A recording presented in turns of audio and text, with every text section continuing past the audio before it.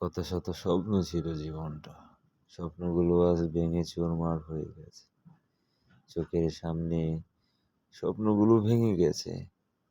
মনে হয় এখন আর ঘুরে দাঁড়াবার শক্তির এখন আর নেই।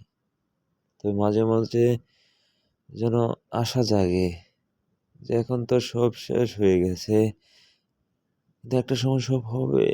কিন্তু ধৈর্য তো ধরতে হবে, কিন্তু ধৈর্যের কোনো বিকল্প কিছু নাই।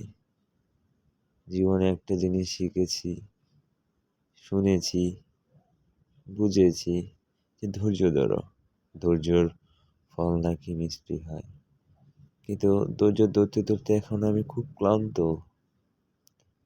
এখন আর স্বপ্ন জাগে না, এখন আর আশা জাগে না। এখন মনে হয় আমি হেরে গিয়েছি, আমি নিয়তির কাছে হেরে গিয়েছি, আমি ভাগ্যের সাথে হেরে গিয়েছি। আমি এমনভাবে হেরেছি যা আমি কখনোই কল্পনা করিনি। তবে এখনো বেঁচে আছি, জীবন্ত লাশের মতো। এখন আর চাইলেই সবকিছু আগের মতো হওয়া ঠিক হবে না, আগের মতো হবে না। এখন আর চাইলেই আগের মতো স্বপ্ন দেখা হবে না। এখন শুধু জীবন্ত লাশের মতো বেঁচে আছি।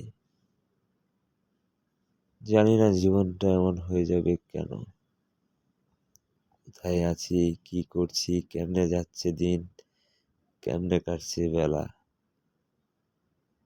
এগুলো যেন কেমন জানি কাকতাড়ুয়ার মতো লাগে।